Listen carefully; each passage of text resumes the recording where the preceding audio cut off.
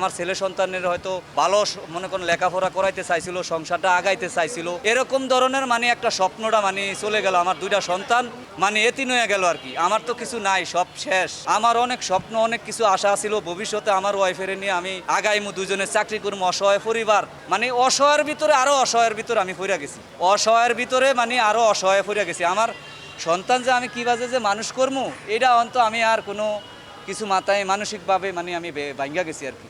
জানাজা বলতে এখন তো জানাজা বলতে এখন তো মনে করেন আমরা লাশ পাইছি, কতক্ষণ লাগে সময় গ্রামের বাড়ি নিতে, এটাই হলো মেন কথা।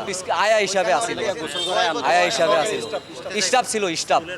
বাচ্চাদের ছুটি হয়েছে, বাচ্চাদের মানে গার্জিয়ানের দেওয়ার সময় দুর্ঘটনাটা হয়েছে। উনি তো ওখানে দীর্ঘদিন চাকরি করছে, স্টাফ। হ্যাঁ, উনি আমারে বলছে যে আমি এই বাচ্চা থুইয়া যদি আমি চলে যাইতে পারতাম তাহলে আমি বাইসা যাই পিছন দিয়া। কিন্তু চিন্তা করলাম আমার সন্তান আছে, আরেকজনের সন্তানের চিন্তা ভাবনা করে আমি আর দ্রুত কোনো দিকে যাই নাই। আমি এখান থেকে বাচ্চা উদ্ধার করতে যাই, আমার এই দুর্ঘটনাটা হয়েছে। উনি আমার সাথে প্রথম দিন মানে আইসিইউতে আমার লগে কথাবার্তা বলছে।